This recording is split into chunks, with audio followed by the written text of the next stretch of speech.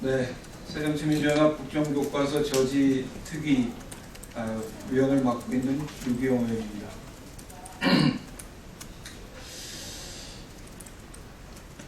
국정교과서 문제로 정부가 무리하게 추진하는 과정에서 여러 가지 문제점들이 드러나고 있습니다.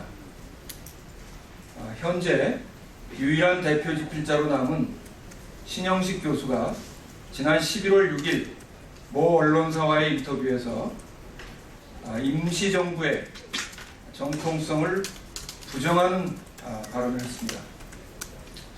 신영식 교수는 자기는 고대사 전공이라서 잘 모른다고 하면서도 대한민국 임시정부는 영토와 국민이 없기 때문에 국가가 아니다 하는 발언을 했습니다. 우선 첫 번째로 고대사 전공인 신영식 교수가 자기 전공 분야가 아닌 부분에 대해서 이렇게 단정적으로 얘기하는 것은 학자적으로 올바른 태도가 아닙니다. 그리고 두 번째로 비전공자가 이렇게 못을 박아서 얘기하는 것은 1948년 건국절에 대한 지필 기준이 이미 사실상 내부적으로 마련되어 있거나 아니면 황교안 총리의 담화에서도 드러나듯이 청와대와 교육부에 가이드라인이 있는 것이 아닌가 의심할 수밖에 없는 대목입니다. 신영식 교수는 이 부분을 해명해야 합니다. 신영식 교수의 발언은 대한민국 임시정부를 부정하고 그리고 우리 헌법 정신을 부정했다는 점에서 심각한 문제를 가지고 있다고 생각합니다. 제가 몇 가지로 설명드리겠습니다. 1919년 대한민국 임시정부가 수립되면서 임시야컨이라는 것이 만들어집니다. 헌법입니다. 1925년에 1차 개정이 되고 27년에 2차 개정, 몇 차례 개정 과정을 거쳤는데 일관된 것은 대한민국은 민주공화국이다라고 함으로써 민주공화국이라는 국채를 분명하게 밝히고 있다는 점입니다. 그리고 그 아래 그림을 보시면 의정원, 지금 의회에 해당하는 것입니다. 법원, 마찬가지로 지금 법원입니다.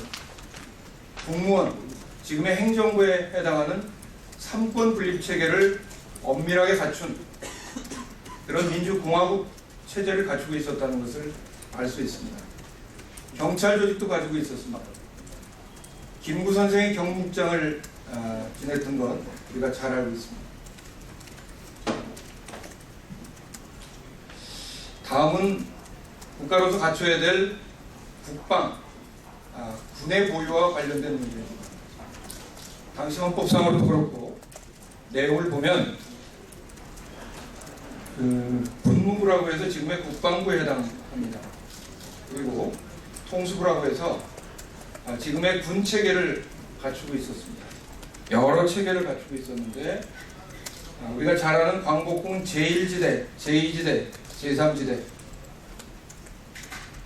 군사적 체계를 분명히 갖추고 있었고 그리고 아시다시피 특히 광복군 제2대, 제3지대 같은 경우는 일제에 맞서 싸운 혁혁한 전공을 가지고 있었고 그리고 우리 군은 신흥무관학교라는 현재로 따지면 사관학교 같은 교육체계도 가지고 있었습니다.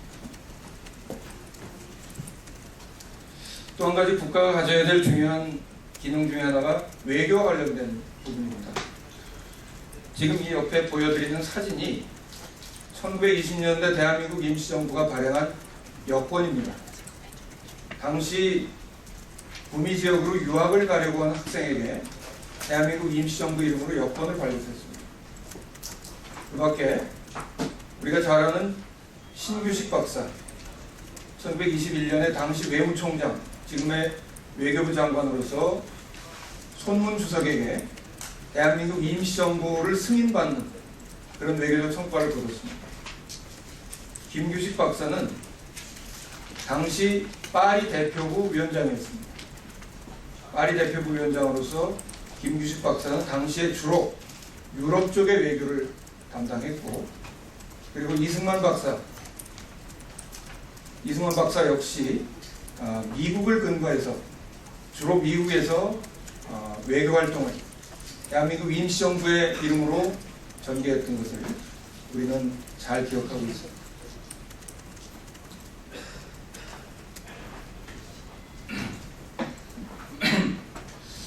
신영식 교수는 국민이 없었으니 국가가 아니라고 얘기를 합니다.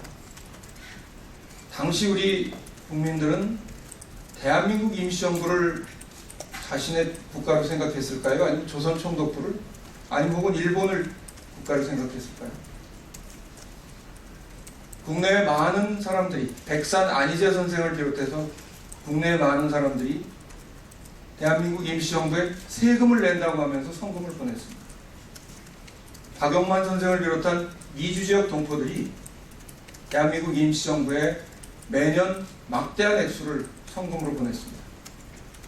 심지어는 남미의 애니깽 농장에서도 그 피 묻은 돈을, 그 험악한 노동으로 피 묻은 돈을 대한민국 임시정부에 보냈습니다.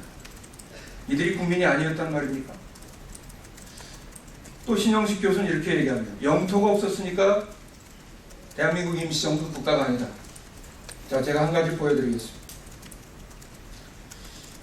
1940년부터 44년까지 나치가 프랑스를 점령했습니다. 그래서 비시정부라는 괴뢰 정권이 있었고, 그리고 샤를 드골을 중심으로 한 자유프랑스라는 망명정부가 있었습니다. 이 망명정부는 초기에는 영국에, 그리고 나중에 알제리로 옮겨서 나치에 맞서 싸웠습니다. 당시 프랑스 국민들은 자유프랑스를 조국으로 생각했을까요? 아니면 비시정권을 조국으로 생각했을까요? 만약에 신영식 교수의 말대로라면 당시에 프랑스를 불법으로 무단으로 점거하고 있던 나치를 등에 업은 비시정부가 프랑스였습니까? 아니면 비록 국토는 무단으로 나치에 점거당했지만 자유프랑스 레지스탕스 활동을 전개했던 자유프랑스가 국가였을까요?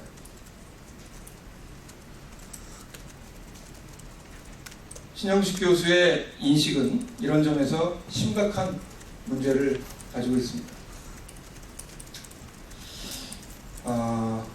그런 주장이 있을 수 있습니다. 일부 학자들 사이에 국제법적으로 그런 해석을 하는 사람도 있는 것으로 저는 알고 있습니다.